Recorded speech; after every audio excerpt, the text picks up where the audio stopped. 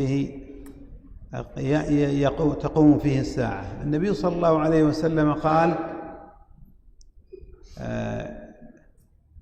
يعني من خير أيامكم يوم الجمعة، هذا يوم قد أضل الله عنه الأمم من قبلنا. فاليهود لهم السبت والأحد والنصارى لهم الأحد، ونحن جئنا من بعدهم، ومع ذلك هدانا الله لخير الأيام وهو يوم الجمعة، فنحن جئنا بعدهم وأصبحنا أفضل منهم. والدليل قوله تعالى: كنتم خير أمة أخرجت للناس. ولذلك الله تعالى هدانا لمثل هذا اليوم المبارك. أفضل عمل يعمل في يوم الجمعة هو صلاة الجمعة، هي صلاة الجمعة، حيث أنها فريضة على كل مسلم عاقل ذكر حر مقيم. المقيم ضد المسافر، هؤلاء هم الذين تجب عليهم صلاة الجمعة، يجب عليهم حضور صلاة الجمعة. نعم يا شيخ. Nah, diawali oleh Syekh menyebutkan muqaddimah untuk muhadharah ini. Sebelum kita masuk ke maudhu' atau tema muhadharah kajian kita pada malam hari ini, Syekh menyebutkan ingin mengingatkan kita terlebih dahulu tentang keutamaan atau fadail hari Jumat, karena kita akan bertemu dengan hari Jumat. Syekh menyebutkan hari Jumat merupakan yaumun mubarak, hari yang penuh dengan keberkahan. Tidak hanya itu, hari Jumat juga merupakan sebaik-baik daripada hari yang lain, hari yang paling baik di antara hari-hari yang lainnya. Sebagaimana Nabi Adam alaihissalam diciptakan dan dikeluarkan dari surga pada hari Jumat. Kemudian juga disebutkan dalam riwayat yang lain, min khairi ayyamikum, hari yang paling baik di antara hari-hari lainnya dalam seminggu. Kemudian Syekh juga mengingatkan bahwa umat Islam merupakan umat yang terbaik. Jadilah kita yang terbaik. Allah Subhanahu wa taala menyebutkan kuntum khaira ummatin ukhrijat linnas. Jadilah kalian umat yang terbaik, ukhrijat linnas, yang keluar untuk menemui manusia, ta'muruna bil ma'ruf wa tanhauna 'anil munkar, untuk mengajak kepada kebaikan dan melarang pada keburukan. Kemudian juga disebutkan bahwa afdhalul a'mal, amal yang paling utama yang dikerjakan pada hari Jumat ini adalah salatul Jum'ah, salat Jum'ah bagi ia yang memiliki kewajiban ini. Contohnya orang yang mukim, orang yang menetap di suatu tempat, maka wajib baginya untuk melaksanakan salatul Jum'ah. من الأعمال التي يشرع فعلها في يوم الجمعة أولا هو قراءة سورة السجدة كاملة في الركعة الأولى من صلاة الفجر من يوم الجمعة. صلاة السجدة قراءة سورة السجدة كما جاء في الصحيحين عنه صلى الله عليه وسلم أنه كان يقرأ بها. وقراءة سورة الإنسان، هل أتى على الإنسان، هذه يقرأها كاملة في الركعة الثانية، هكذا ثبت عن النبي صلى الله عليه وسلم. ومن الأفعال والأعمال يوم الجمعة أيضا كثرة الصلاة على النبي صلى الله عليه وسلم.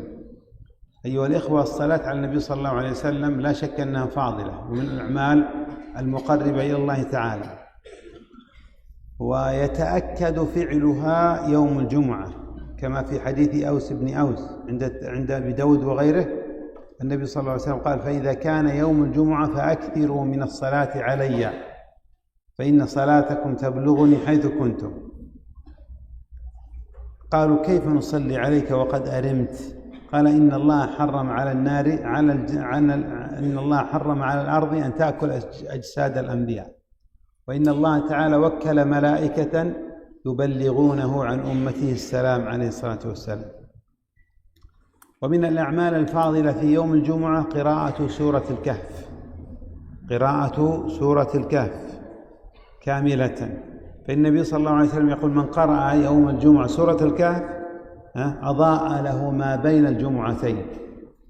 فينبغي أيها الإخوة أن نعود أنفسنا قراءة هذه السورة المباركة. نعم. Selain sholat Jumat, amal soleh yang utama dikerjakan pada hari Jumat adalah membaca surah As-Sajdah. Membaca surah As-Sajdah di rakaat pertama pada waktu sholat fajar di hari Jumat.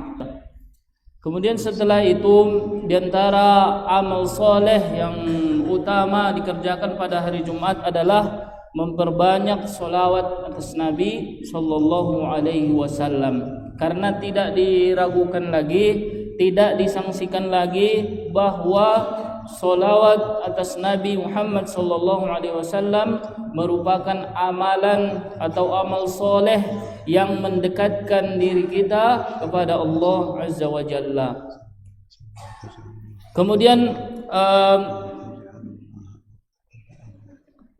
pada hari Jumat ini kita juga disunnahkan, ada takkid muakkadah untuk memperbanyak solawat kepada Nabi Sallallahu Alaihi Wasallam, sebagaimana dalam hadis yang disebutkan tadi, yang artinya kalau kalian mendapati hari Jumat maka perbanyaklah solawat, dan solawat itu akan sampai kepada Nabi Sallallahu Alaihi Wasallam. Kemudian diantara amal lainnya yang utama dikerjakan pada hari Jumat adalah membaca surah Al-Kahfi. Membaca surah Al-Kahfi, di antara keutamaannya adalah bacaan kita ini akan menerangi di antara dua Jumat, antara Jumat yang hari ini dengan akan datang, akan diterangi oleh Allah Azza wa Jalla.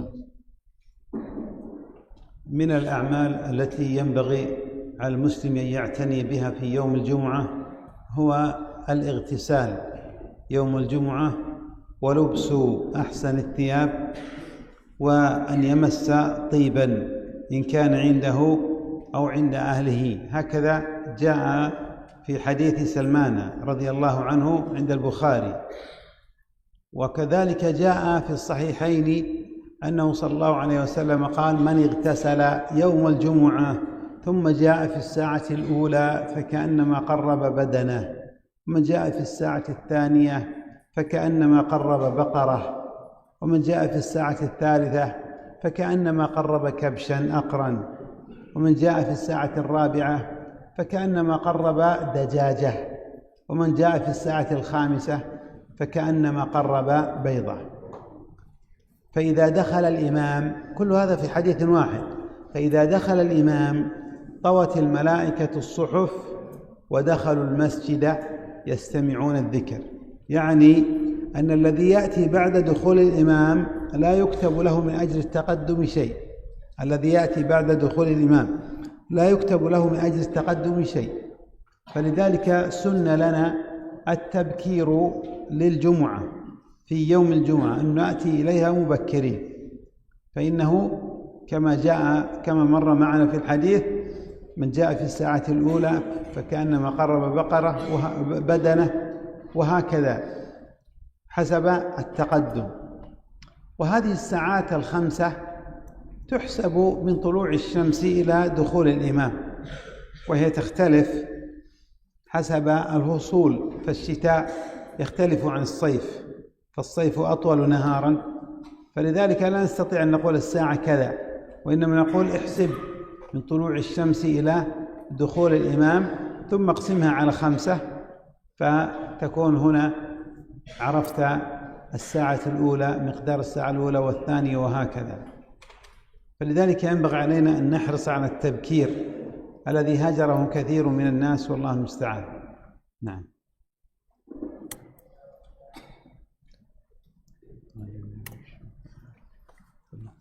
Di antara amal soleh juga yang utama dikerjakan pada hari Jumat adalah al-ightisal, yaitu mandi pada hari Jumat tersebut.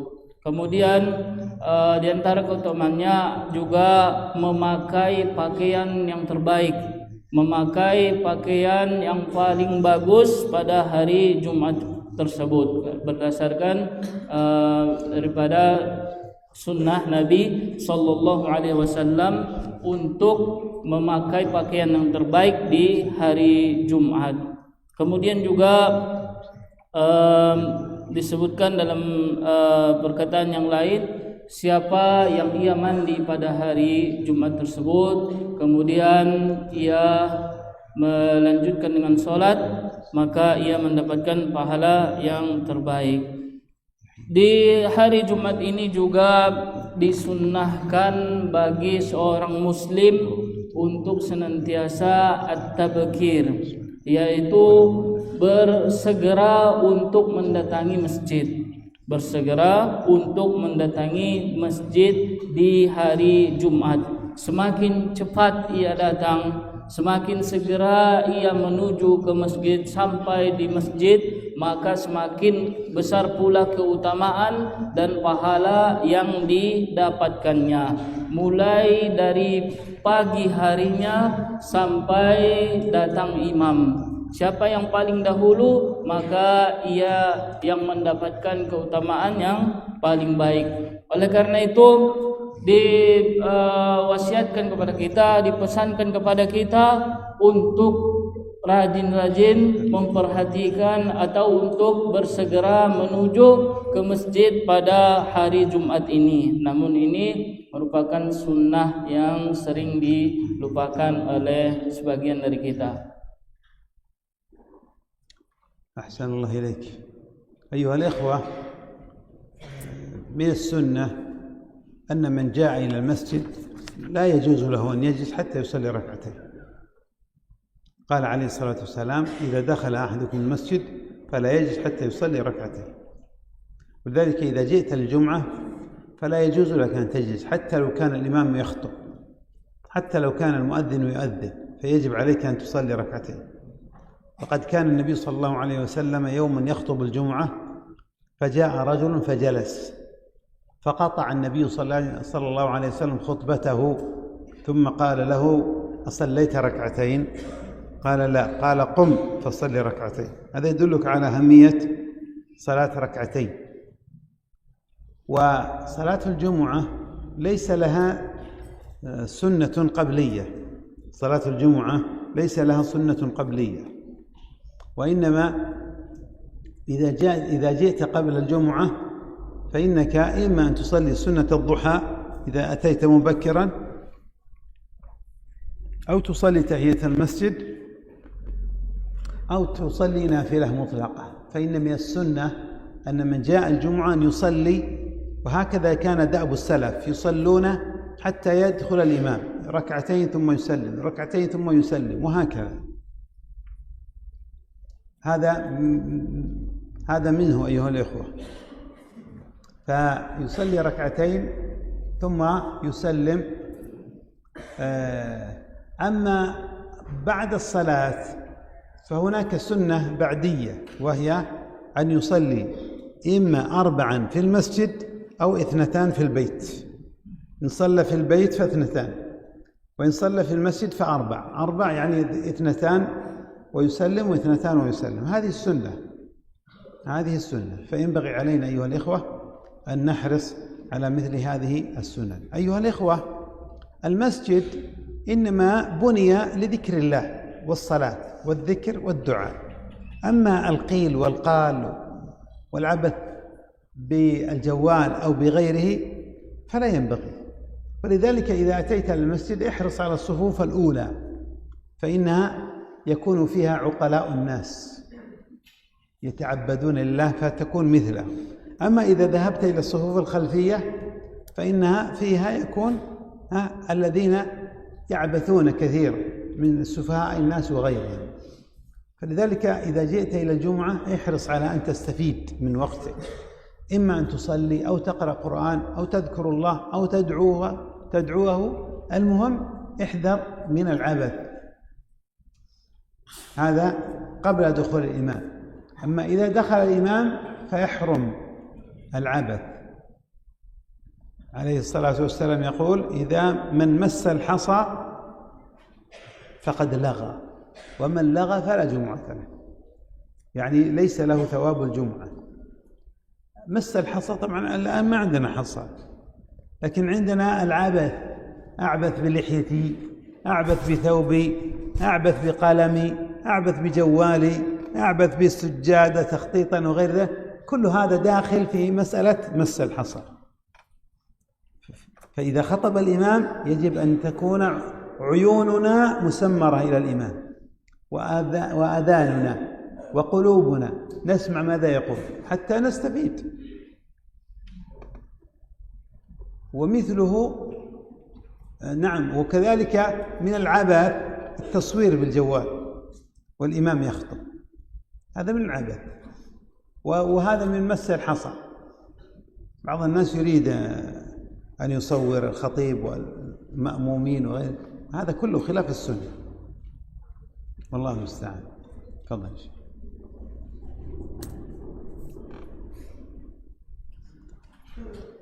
Setelah memperhatikan amal-amal yang disunnahkan untuk dikerjakan pada hari Jumat, juga Syekh juga menyebutkan diantaranya kalau kita sudah mendatangi masjid, kalau kita sudah sampai di masjid dan kita sudah bersegera datang ke masjid, maka jangan lupa untuk melaksanakan solat 2 rakaat terlebih dahulu, mengerjakan solat sunnah 2 rakaat terlebih dahulu. Sebagaimana dikatakan, la yajlis hatta yusalli raka'ataini, janganlah ia duduk sebelum ia melaksanakan solat sunnah 2 rakaat. Diriwayatkan dalam hadis, seorang laki-laki datang pada hari Jumat ketika Nabi SAW sedang berkhutbah, kemudian ia langsung duduk, tidak mengerjakan solat sunnah 2 rakaat terlebih dahulu. Nabi pun berhenti khutbah, kemudian menanyakan laki-laki tersebut, kemudian bertanya kepada laki-laki tersebut, apakah dia sudah solat sunnah rakaat atau belum? Maka ia menjawab belum. Maka Nabi perintahkan ia untuk melaksanakan solat sunnah 2 rakaat. Di antara solat sunnah yang termasuk juga di dalamnya yang harusnya kita kerjakan adalah bisa dengan melaksanakan solat duha, bisa dengan melaksanakan solat duha, karena itu sudah mencukupi. Atau juga tahiyatul masjid, masuk masjid maka mengerjakan solat 2 rakaat. Kemudian juga boleh atau bisa dengan mengerjakan an-nafilah al-mutlaq, solat sunnah yang mutlak, yang bebas dikerjakan kapan saja waktunya. Dan untuk pelaksanaan sendiri bisa langsung dengan solat sunnah 4 rakaat yang dilakukan di masjid, atau 2 rakaat dilaksanakan di rumah dan 2 rakaat dilaksanakan di masjid. Inilah yang mestinya kita al-hirsu untuk bersungguh-sungguh mengerjakan solat ini. Kemudian juga Syekh menyebutkan tentang keutamaan masjid. Di dalam masjid, ketika kita sudah sampai di masjid, maka kita disunnahkan atau lebih baik bagi kita untuk mengisinya dengan zikrullah, dengan mengingat Allah, dengan menyebut Allah, dan memperbanyak doa, serta meninggalkan qila wa qala. Qila wa qala adalah mengobrol-ngobrol di masjid, berbincang-bincang di masjid, hal-hal yang tidak membawa manfaat bagi kita. Qila wa qala ini atau ngobrol-ngobrol yang tidak penting di masjid ini, hal yang tidak seharusnya dilakukan oleh seorang muslim. Kemudian juga kalau sudah sampai di masjid, maka usahakan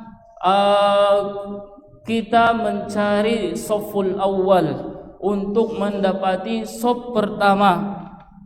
Karena dikhawatirkan kalau kita duduk di shaf yang paling belakang, shaf yang terakhir, maka banyak yang akan mengganggu kita, banyak yang akan mengajak kita ngobrol dan lain-lainnya. Sedangkan kalau di depan biasanya diisi oleh dia yang rajin untuk membaca Quran, rajin untuk berzikir. Kemudian selain itu, selain berzikir juga, kalau sudah sampai di masjid pada hari Jumat dan kita sudah bersegera datang ke masjid, usahakan untuk memperbanyak membaca Al-Quran dan menjauhi atau meninggalkan al-abas, mengerjakan hal-hal yang tidak penting, yang tidak ada manfaatnya. Sebagaimana di dalam hadis disebutkan, barang siapa yang memegang-megang batu kerikil, faqad lagha, maka sia-sialah Jumatnya, sia-sialah pahala yang ia cari di hari Jumat tersebut. Kemudian yang termasuk al-abas juga, hal-hal yang sia-sia adalah ia berbicara atau memegang-megang anggota badannya, jenggotnya misalkan, atau memegang sajadah, mencari-cari sesuatu ketika khatib sedang menyampaikan khutbahnya.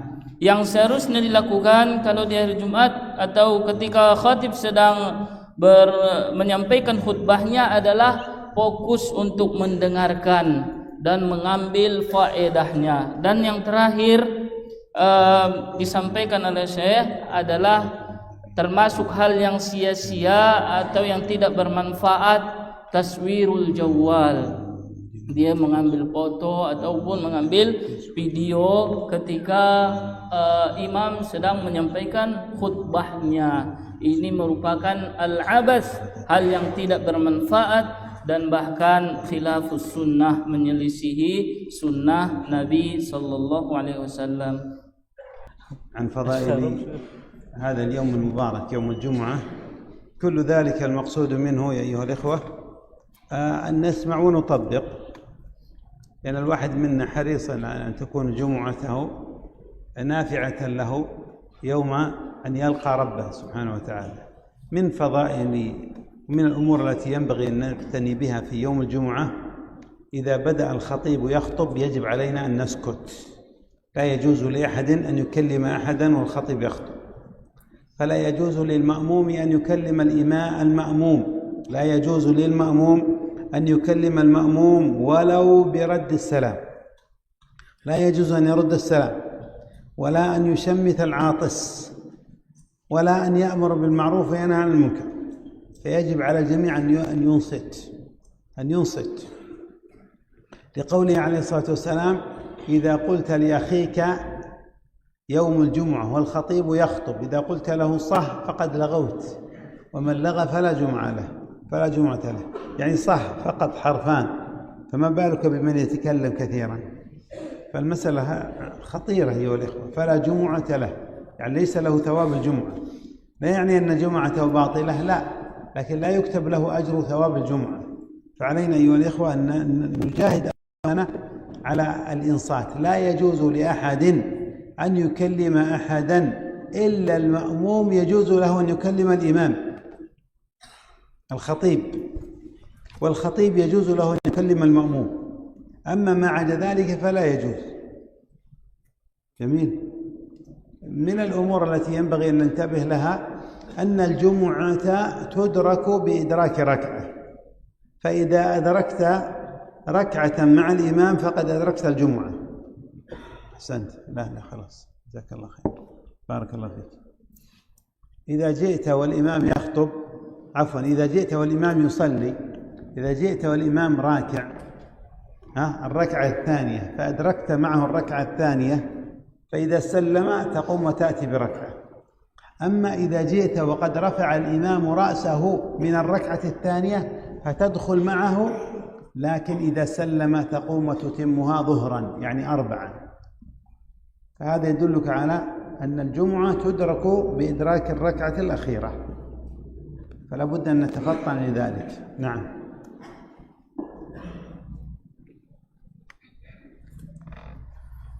Kemudian diantara ketentuan yang harus kita perhatikan ketika di hari Jumat dan ketika tatkala khatib sedang menyampaikan khutbah adalah diam, adalah as-sukut, menyimak dengan baik apa yang disampaikan oleh khatib.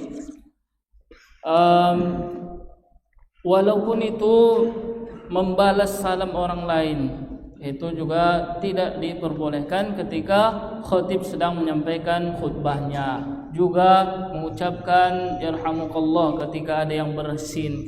Ketika mendengar orang yang bersin, kita mengucapkan alhamdulillah. Ini juga tidak diperbolehkan. Atau juga yang selain itu al-amru bil ma'ruf, mengajak pada kebaikan atau melarang kepada keburukan. Ini juga walaupun hal yang baik, tetapi kalau imam sedang menyampaikan khutbahnya maka tetap la yajuz, tidak boleh kita lakukan. Dan di dalam hadis disebutkan siapa yang mengatakan diam, barang siapa yang mengatakan diam kepada saudaranya atau temannya yang di sebelahnya, maka sia-sialah Jumatnya. Hadirin sekalian yang dirahmati Allah, kita tentunya harus mujahadah fi sukut, harus sungguh-sungguh untuk diam, tidak berbicara ketika khatib sedang menyampaikan khutbahnya. Namun hukum ini berbeda dengan khatib. Apabila khatib yang mengajak berbicara jamaah atau makmumnya, itu diperbolehkan dan tidak sebaliknya.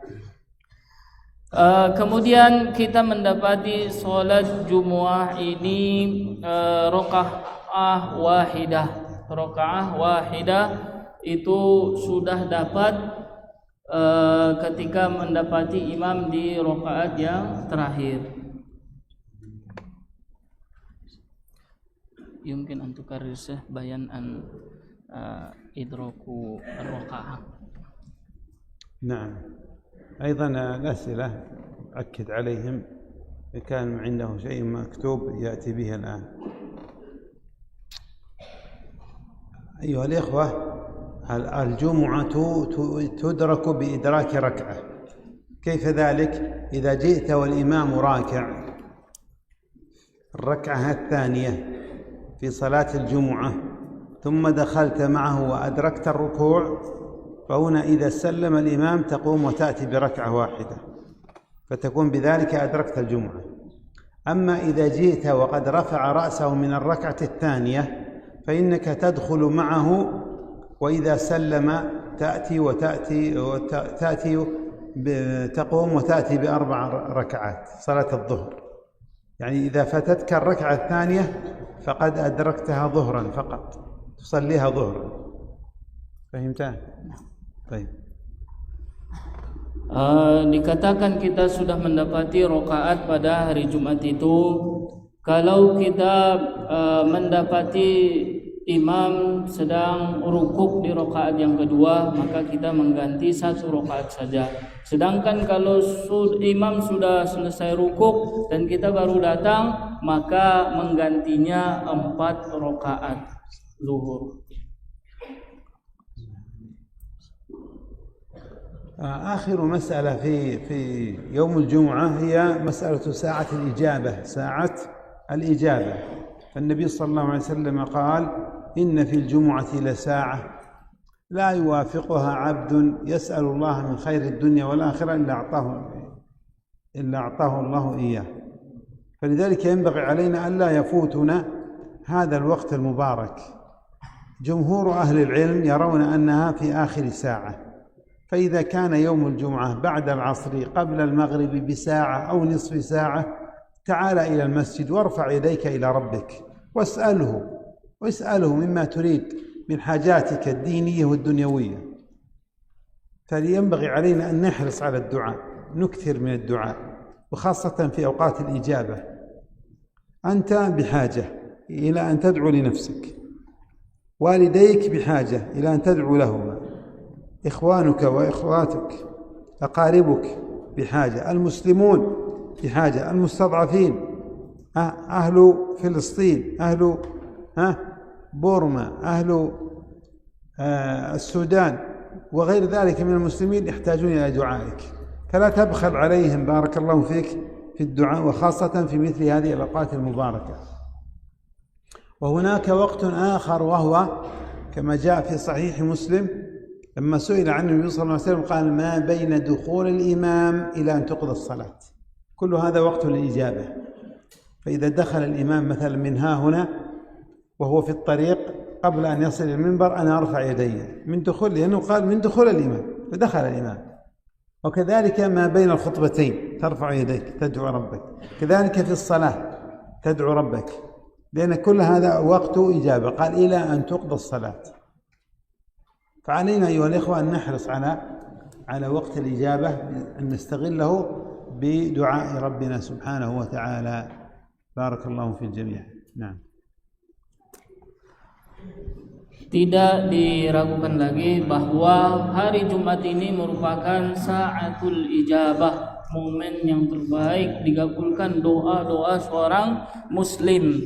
Karena hari Jumat merupakan waktu yang mubarak, waktu yang penuh dengan keberkahan. Oleh karena itu, kalau sudah memasuki waktu Jumat, maka kita harusnya meminta kepada Allah Subhanahu wa taala, memperbanyak doa kepada Allah Subhanahu wa taala atas segala urusan kita atau hajat-hajat kita, terutamanya di waktu-waktu yang mustajab, seperti yang diriwayatkan itu di akhiru as-sa'ah, setelah waktu asar dan menjelang maghrib, di akhir waktu asar dan menjelang maghrib, untuk memperbanyak ibadah. Karena walaupun memang kita membutuhkan, tapi juga orang lain, saudara-saudara kita tentu membutuhkan doa-doa dari kita.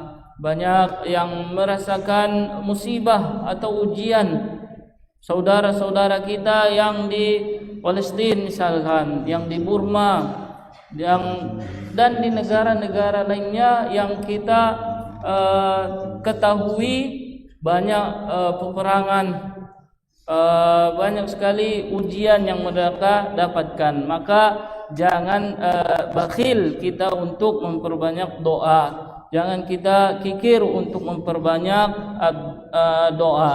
Di antara waktunya juga yang mustajab itu adalah setelah imam memasuki masjid dan sebelum naik ke mimbar, kita disunahkan untuk memperbanyak doa.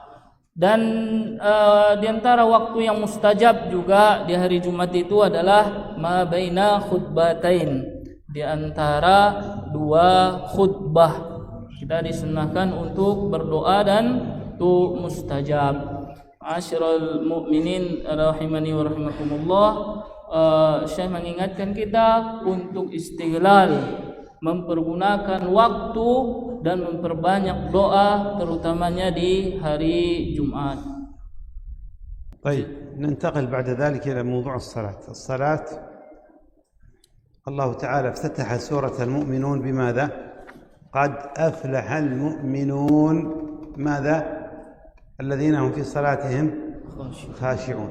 الخشوع أيها الإخوة هو الذل والخضوع لله سبحانه وتعالى، والمراد به حضور القلب. وهذا يتضح إذا رأيت بعض الناس وهو يصلي تقول هذا رجل خاشع، من حركاته وسكناته وهدوئه في صلاته وعدم عجلته، يعني يدل على أنه مطمئن في صلاته.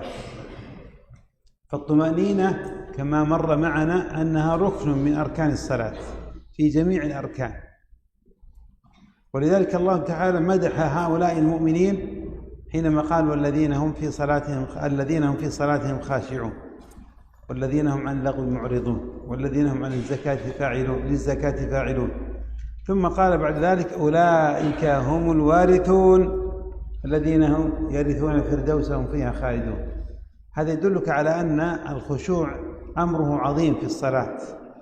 حضور القلب يدل على تعظيمك لله تعالى، وعلى تعظيمك لحدوده وحرماته وشعائر دينه، يدل على إيمان في قلب العبد. إذا رأيت الرجل يعظم الصلاة فاعلم أن هذا دليل على إيمان في قلبه.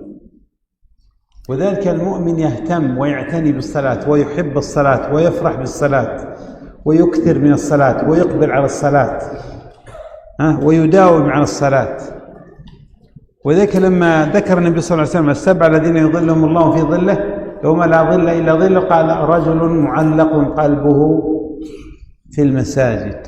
وقال إنما يعمر مساجد الله من آمن بالله واليوم الآخر وأقام الصلاة وآتى الزكاة ولم يخش إلا الله فعسى أولئك أن يكونوا من المهتدين. يقول أهل التفسير كل عسى من الله فهي واجبة، يعني سيحصل لهم الاهتداء.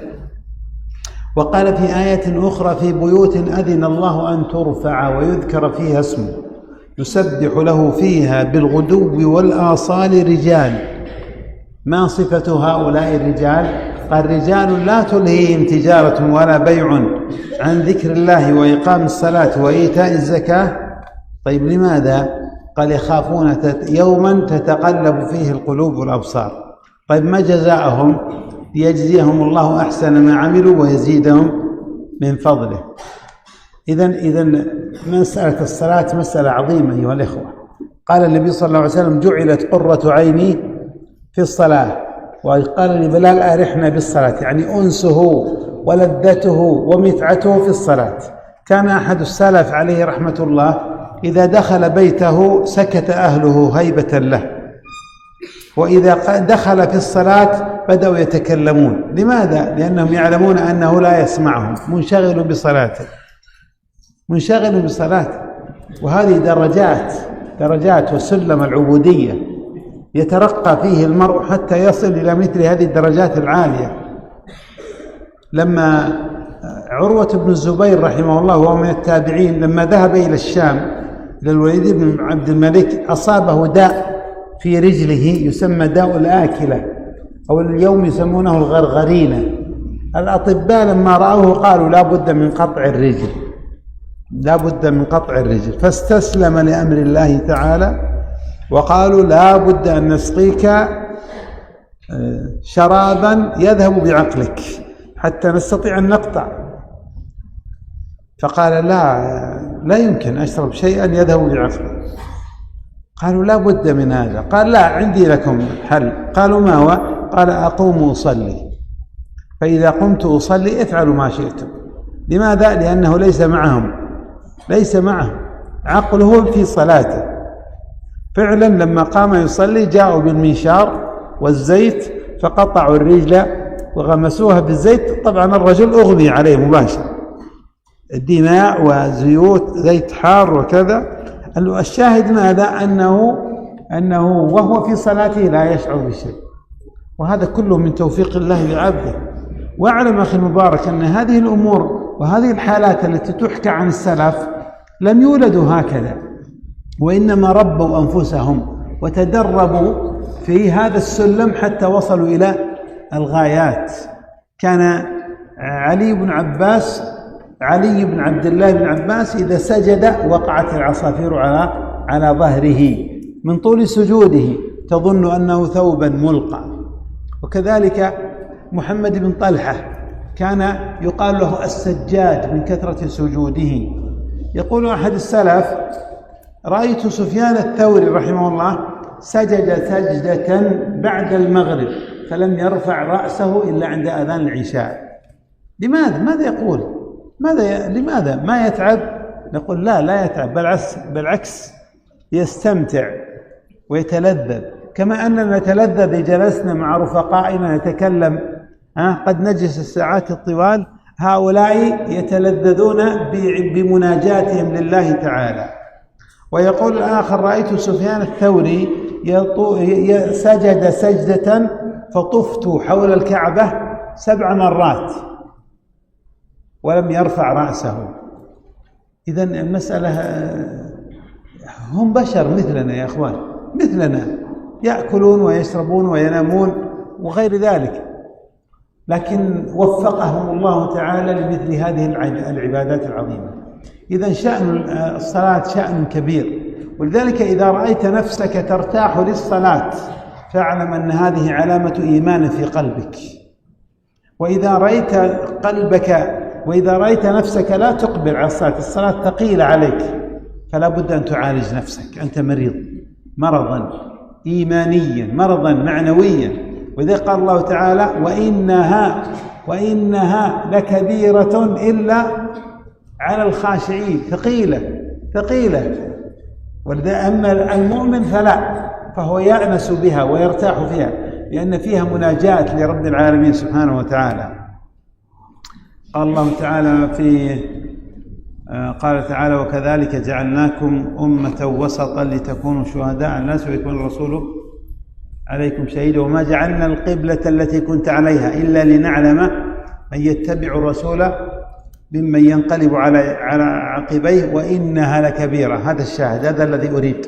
وإنها لكبيرة إلا على الذين هدى الله. إذن الصلاة كبيرة يعني ثقيلة، شاقة، إلا من وفقه الله تعالى. فلذلك لا بد أن تدرب نفسك على الصلاة، تكثر من الصلاة. فكان السلف عليهم رحمة الله يحبون الصلاة ويكثرون من الصلاة. وذكر الله تعالى مدح الصحابة قائلا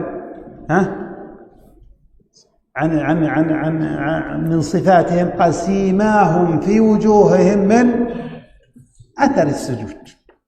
سيماهم، ما معنى سيماهم؟ علامات. وفي وجوههم نور يتلألأ.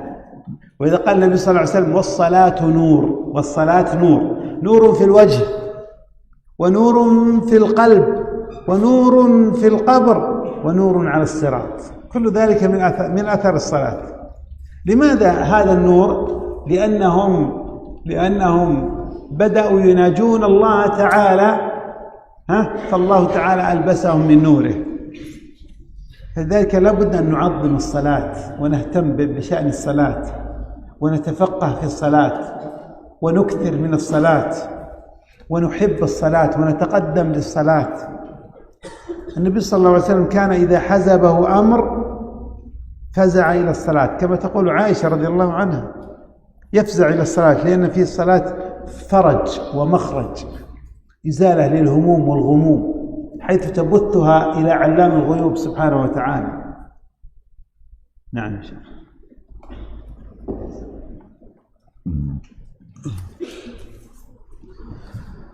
Masuk kita pada tema pembahasan kita, yaitu berkaitan dengan khusyuk di dalam salat. Berkenaan dengan khusyuk di dalam salat ini telah disebutkan di dalam surah Al-Mu'minun.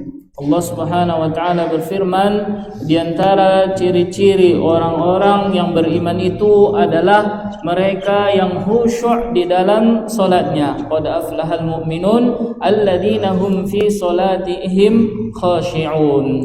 Al-khusyuk itu di antara maknanya adalah adz-dzullu, adanya rasa nikmat, wal khudu', kemudian ada rasa tunduk patuh kita kepada Allah Azza wa Jalla, merasa tenang, merasa tentram, merasa kita menikmati sewaktu melaksanakan salat tersebut. Dan di ayat selanjutnya disebutkan keutamaan dari orang yang khusyuk ketika melaksanakan salat ini adalah mereka akan mendapatkan warisan, mereka akan mendapatkan imbalan. Apa yang mereka dapatkan? Alladzina yarithunal firdaus, mereka mendapatkan surga firdaus yang Allah janjikan bagi orang-orang yang khusyuk di dalam salatnya. Dari ayat ini dapat kita pahami bahwa perkara khusyuk dalam salat ini merupakan perkara yang sangat penting. Perkara yang sangat penting. Karena khusyuk dalam salat merupakan bukti bahwa kita mengagungkan Allah Azza wa Jalla. bukti bahwa kita memiliki ta'zimullah, pengagungan kepada Allah Azza wa Jalla. Kemudian kalau kita benar mengagungkan Allah Azza wa Jalla, maka tentu kita suka dengan solat, cinta dengan solat, giat dan rajin memperhatikan rukun-rukun, sunnah-sunnah di dalam solat tersebut dan mengerjakannya dengan sebaik-baiknya. Di antara keutamaannya juga sebagaimana yang disebutkan di dalam hadis, 7 golongan yang akan mendapatkan naungan Allah Azza wa Jalla pada hari kiamat, yang tidak ada naungan selain daripada itu, orang-orang yang terikat hatinya, orang-orang yang dekat hatinya dengan masjid untuk melaksanakan solat. Dan di antara keutamaannya juga sebagaimana disebutkan adalah di ayat yang lain, di rumah-rumah Allah Subhanahu wa taala kita diperintahkan untuk memperbanyak solat dan mengingat Allah Subhanahu wa taala dan tidak lalai, tidak sibuk dengan urusan perdagangan, urusan bisnis dan urusan dunia lainnya. Orang-orang yang menyibukkan dirinya dengan solat dan berzikir, khusyuk dalam solatnya, maka Allah Subhanahu wa taala sebutkan ganjaran bagi mereka yang lebih baik daripada apa yang mereka kerjakan tersebut, dan Allah menambahkannya dengan keutamaan yang lainnya, dengan hadiah yang lainnya, dengan ganjaran yang melebihi itu lagi. Disebutkan juga di dalam hadis bahwa solat ini merupakan pembawa ketenangan, penyejuk hati bagi orang-orang yang melaksanakannya dengan khusyuk. Juga disebutkan suatu ketika disebutkan bahwa solat itu membawa roha, ketenangan pada diri kita, ketentraman di hati kita. Disebutkan oleh Syekh tadi sebuah kisah yang dialami oleh seorang laki-laki ketika ia mendapatkan penyakit di kakinya. Ia mendapatkan penyakit di kakinya dan dokter mengatakan kakinya ini harus diamputasi. Maka apa obatnya? Apa yang penawarnya? Ditanya oleh dokter, kemudian dijawab antara penawarnya adalah untuk berdiri, untuk mendirikan solat terlebih dahulu. Ma'asyiral mukminin, hadirin jemaah sekalian yang dirahmati Allah. Oleh karena itu kita lihat generasi salaf, generasi yang terbaik, mereka membiasakan dirinya untuk solat, tadrib, melatih dirinya untuk memperbanyak solat. Disebutkan juga seperti Ali bin Abbas atau yang kita kenal dengan Ibnu Abbas, kalau ia sedang melaksanakan solat maka burung itu seperti bisa hinggap di kepalanya karena khusyuknya dan menikmati dalam solat tersebut. Disebutkan juga di antara sahabat atau generasi salaf itu, ketika ia melaksanakan solat, ia melaksanakan solat maghrib, ia tidak mengangkat kepalanya sampai azan isya berkumandang. Itulah menunjukkan para sahabat dahulu generasi salaf, mereka sangat menikmati solat tersebut. Ketenangan dalam solat, khusyuk dalam solat itu merupakan tanda bagusnya iman seseorang, tanda baiknya keimanan seseorang. Ia mendapatkan ketenangan ketika melaksanakan solat, dan sebaliknya orang yang kurang imannya, atau yang lemah imannya, ia akan merasa sulit untuk untuk solat, untuk melaksanakan solat. Sebagaimana difirmankan dalam Al-Quran, wa innaha lakabiratun illa 'alal khashiin. Sungguh solat itu adalah perkara yang sulit, perkara yang berat, kecuali bagi orang-orang yang khusyuk dalam melaksanakan solatnya. Di ayat yang lain juga disebutkan solat atau ibadah merupakan perkara yang sulit kecuali bagi orang-orang yang diberikan petunjuk oleh Allah Azza wa Jalla. Para sahabat itu sangat bersemangat untuk mengejar solat yang khusyuk, untuk mencapai ketenangan di dalam solatnya, sebagaimana disebutkan juga simahum fi wujuhihim min atharis sujud, nampak bekas solat itu pada dahinya, min atharis sujud, karena dia memperbanyak solat, nampak pada wajahnya. Disebutkan juga bahwa as-salatu nur, solat itu membawa cahaya, solat itu adalah cahaya, cahaya pada wajahnya, cahaya pada hatinya, tenang hatinya, bahagia hatinya, tentram hatinya, dan tidak hanya itu, juga cahaya di dalam kuburnya. Oleh karena itu hendaklah kita seharusnya ta'zimus shalah, mengagungkan solat tersebut, memperbanyak solat, cinta dengan solat, dan mendahulukan solat dibandingkan dengan urusan-urusan lainnya. Dan yang terakhir Syekh menyebutkan as-salatu faraj, solat itu merupakan solusi dari problem yang kita dapati, masalah yang kita dapati. Di antara problemnya atau masalahnya adalah kegundahan, kegelisahan kita. Apa obat dari gelisah? Apa obat dari galau? Apa obat dari penyakit hati lainnya? Tidak lain dan tidak bukan adalah dengan solat. جزاك الله خير.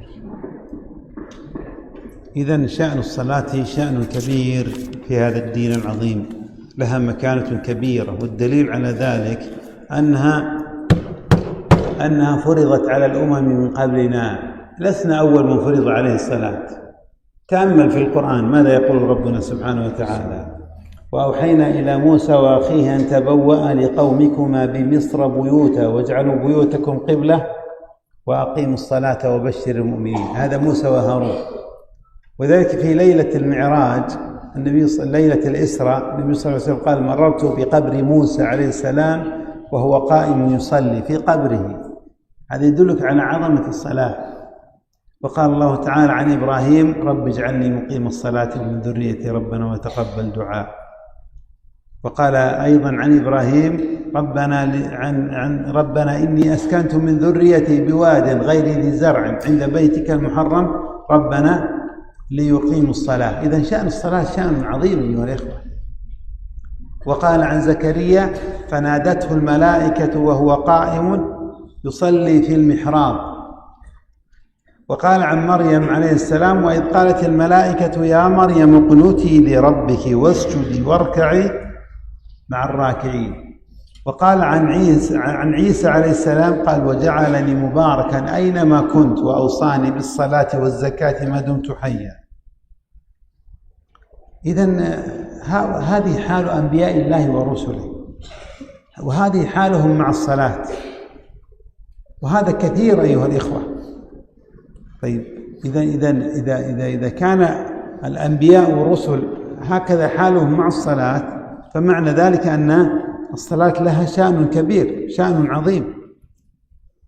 ولذلك أيها الإخوة ينبغي أن نولي الصلاة عناية، نعظم شأنها. وقال في حديث أبي هريرة رضي الله عنه، النبي صلى الله عليه وسلم قال: من توضأ في بيته أو في سوقه ثم خرج إلى الصلاة لا يخرجه إلا الصلاة ولا ينهزه إلا الصلاة، فإنه لا يخطو خطوة إلا كتب الله له بها الدرجة وحط عنه بها خطيئة، حتى يأتي إلى المسجد ويصلي ركعتين. ولا تزال الملائكة تصلي على أحدكم ما دام في مصلاه، تقول: اللهم اغفر له، اللهم ارحمه، ما لم يحدث. ولذلك قال في بداية الحديث قال: تضعف صلاة المرء في جماعة على صلاته وحده ب25 درجة. والحديث الآخر 27 درجة. فلذلك الصلاة كان لها أهمية عند السلف عليهم رحمة الله.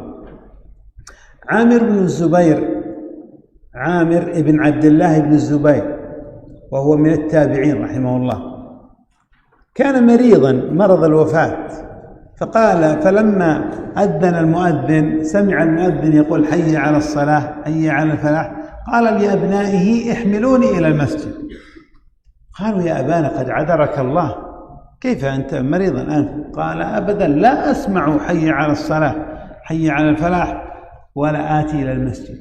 فأصر عليهم وألح عليهم حتى حملوه إلى المسجد، فصلى مع الناس المغرب، ثم قبض الله روحه وهو يصلي. أليست هذه خاتمة حسنة؟ كلنا نتمنى ذلك. كذلك الربيع بن خثيم، وهو من التابعين، من طلاب ابن مسعود رضي الله عنه، كان قد أصيب بالفالج، يعني مثلا نقول الشلل، نسأل الله العافية والسلام. فلما سمع المؤذن يؤذن قال لأهله احملوني إلى المسجد. كل ذلك من حبهم للمسجد، من حبهم للصلاة، من حبهم لصلاة الجماعة، من تعظيمهم لشعائر الله تعالى. فكان لهم مع الصلاة شأن عظيم، شأن عظيم، يعظمون أمر الصلاة. كان الواحد منهم وهو يشتغل حدادا، لاحظ معي، حداد يطرق بالمطرقة، فإذا سمع المؤذن يؤذن وهو قد رفع المطرقة لا يطرق، وإنما ينزلها ويذهب إلى المسجد. وكان الآخر يبيع في السوق، عنده ميزان يبيع ويزن للناس ويبيع لهم، فإذا وضع السلعة في الميزان ثم سمع المؤذن أنزل الميزان ولم يكمل وذهب إلى المسجد. كل ذلك من تعظيمهم لشعائر الله، من تعظيمهم للصلاة. ونحن ما هو حالنا مع الصلاة؟ نعم، إن استطعت كما يقول أحد السلف، إن استطعت ألا يسبقك إلى المسجد أحد فافعل. نعم، والسابقون السابقون أولئك المقربون. فالتنافس حتى في المجيء إلى المسجد. يقول عمر رضي الله عنه ما سابقت أبا بكر في شيء إلا سبقني، حتى في المسجد إذا جئت وجدته قد جاء قبلي. كل يتنافسون، وفي ذلك فليتنافس المتنافسون. يتنافسون على الصف الأول، يتنافسون على القرب من الإمام، يتنافسون على كثرة الصلاة، يتنافسون على الخشوع في الصلاة، يتنافسون على العناية بالصلاة. يقول عدي بن حاتم رضي الله عنه وقد أسلم متأخرا، يقول انظر ماذا يقول ما جاء وقت صلاة إلا وأنا لها بالأشواق، يعني يشتاق إليها.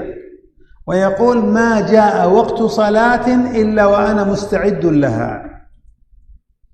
هذا حالهم رحمهم الله ورضي الله عنهم. أما سعيد بن المسيب فحدث ولا حرج، يقول 40 سنة لم تفته تكبيرة الإحرام. 40 سنة، ونحن كم؟ هل يمر علينا 4 أيام لا تفوتنا تكبيرة الإحرام؟ مسألة كبيرة. 40 سنة و30 سنة لم يرى ظهر رجل في الصلاة، كل ذلك في الصف الأول. كل ذلك من تعظيمه لشأن الصلاة. الشعبي رحمه الله 50 سنة لم تفته تكبيرة الإحرام. ولذلك هذه أقوال يمدح بها أهلها وأصحابها. فبماذا نمدح نحن؟ فلذلك إذا رأيت الرجل يعتاد المساجد، يعتني بالصلاة، يهتم بالصلاة، يتفقه في الصلاة، فاعلم أن هذه علامة إيمان في قلبه. نعم أخي المبارك، فالصلاة لها شأن كبير. وذلك مر معنا في الحديث السابق من حافظ عليها كانت له نورا وبرهانا ونجاة يوم القيامة، وحشر مع النبيين والصديقين والشهداء والصالحين. أي رفقاء أفضل من هؤلاء؟ إذا قال وحسن أولئك رفيقا. ومن لم يحافظ عليها لم تكن له نورا ولا برهانا ولا نجاة يوم القيامة. فذلك أيها الإخوة لا بد إذا أردنا العزة والشرف في الدنيا وفي الآخرة لا بد أن نعتني بالصلاة، لا بد، لأن الصلاة مفتاح كل خير، الصلاة مفتاح كل خير. نعم، يعني كثير من السلف إذا دخل بيته فشغله الصلاة ما لم يكن في وقت نهي. ابن عمر رضي الله عنه ما يصلي ما بين الظهر والعصر نوافل، ركعتين ويسلم، ركعتين ويسلم. لماذا؟ يستمتع، يتلذذ. لم يأمره أحد، هو أمر نفسه. بين المغرب والعشاء يصلي ركعتين ويسلم، وهكذا. فلذلك أيها الإخوة لا بد أن نربي أنفسنا على الصلاة، لا بد أن نعود أنفسنا على الصلاة، الفرائض أولا ثم نتبعها بالنوافل. نعم.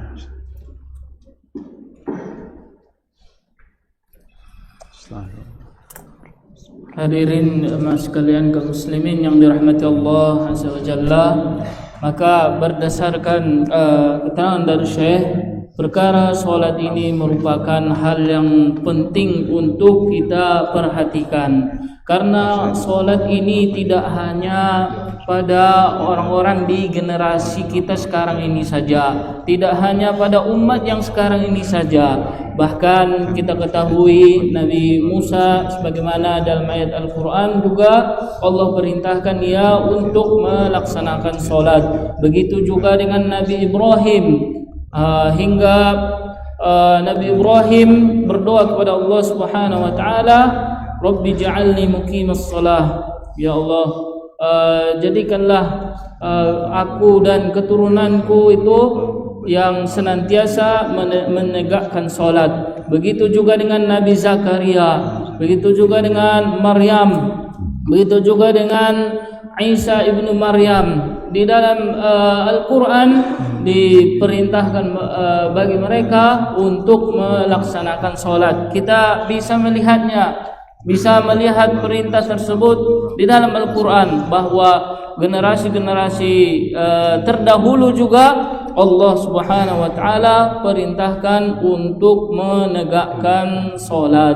Inilah keadaan nabi-nabi terdahulu yang berkaitan dengan salat. Inilah keadaan mereka. Mereka menegakkan salat juga.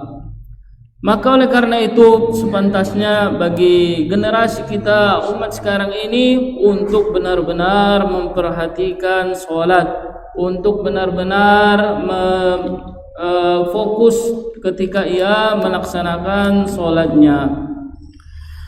Di dalam hadis disebutkan bahwa barang siapa ia berwudu kemudian pergi untuk melaksanakan salat, maka setiap langkahnya itu akan bertambah baginya pahala. Setiap langkahnya akan diganjar dengan pahala, dan langkah lainnya itu diganjar dengan terhapusnya dosa-dosanya. Dan juga di antara keutamaannya, kenapa kita harus memperhatikan salat kita? Dalam hadis juga disebutkan bahwasanya malaikat senantiasa mendoakan seseorang selama ia melaksanakan salatnya. Di Ibnu Zubair juga ketika ia mendengarkan azan, hayya 'alas shalah, marilah untuk melaksanakan salat, dan ia dalam keadaan sakit, ia mengatakan kepada keluarganya, antarkan aku menuju salat. Kemudian dia mati dalam keadaan salat. Itu juga dengan tabi'in yang menderita suatu penyakit, ketika mendengarkan salat, ketika mendengarkan azan, ia mengatakan kepada keluarganya atau orang-orang terdekatnya, ihmiluni ilal masjid, bawa aku ke masjid untuk melaksanakan salat. Dan juga di cerita yang lainnya, Al-Haddad, yang seorang pandai besi, ketika ia memukul besi untuk menempahnya, ia berhenti sejenak dan untuk pergi melaksanakan salat. Begitu juga dengan seorang pedagang yang ketika ia bertransaksi, ia tidak memikirkan dagangan tersebut. Ketika ia mendengarkan adzan, ia bersegera untuk melaksanakan salat.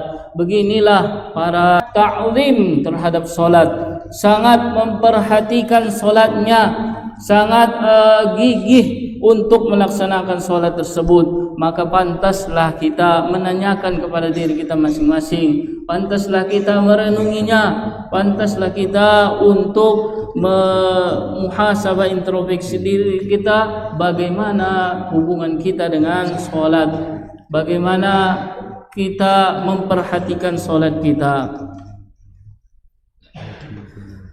Hingga juga dikatakan generasi terdahulu juga mengatakan kalau bisa kita yang pertama kali pergi ke masjid sebelum orang lain mendahului kita. Artinya berlomba-lomba untuk mendapatkan kebaikan tersebut, berlomba-lomba untuk bersegera ke masjid. Bagaimana dikatakan as-sabiqun ulaikal muqarrabun, mereka yang berlomba-lomba saling adu cepat dalam kebaikan, ulaikal muqarrabun, mereka itulah orang-orang yang senantiasa mendekatkan dirinya kepada Allah Azza wa Jalla. Kemudian juga kita mendapatkan kebaikan, saling berlomba-lomba untuk mendapatkan yang terbaik. Dan ini juga disebutkan dalam Al-Quran, Astabiqul khairat, berlomba-lombalah kebaikan, dalam kebaikan. Inilah gambaran para sahabat, tabi'in dan tabi'un, tabi'in berlomba-lomba untuk meraih kuatnya iman, berlomba-lomba untuk memperbanyak salat, berlomba-lomba untuk memperbanyak amal solehnya. Dan kita lihat juga Sa'id ibnul Musayyab 4 tahun tidak pernah ketinggalan takbiratul ihramnya. Dan yang lain juga Asy-Sya'bi 50 tahun tidak pernah ketinggalan takbiratul ihramnya. Ma'asyiral mu'minin rahimani wa rahimakumullah, gigih dan rajin melaksanakan sholat ini merupakan tanda kuatnya iman seorang muslim, karena sholat ini merupakan nur wa najah, cahaya dan keselamatan pada hari kiamat nanti. Dan juga sholat ini merupakan miftahu kulli khair, kunci daripada setiap atau segala kebaikan. Oleh karena itu, untuk mendapatkan kemuliaan ini, pantaslah atau seharusnya kita untuk merasakan kelezatan ketika melaksanakan solat, menikmati solat tersebut. Baik dimulai dengan menegakkan solat-solat yang fardu, kemudian dilanjutkan dengan an-nawafil.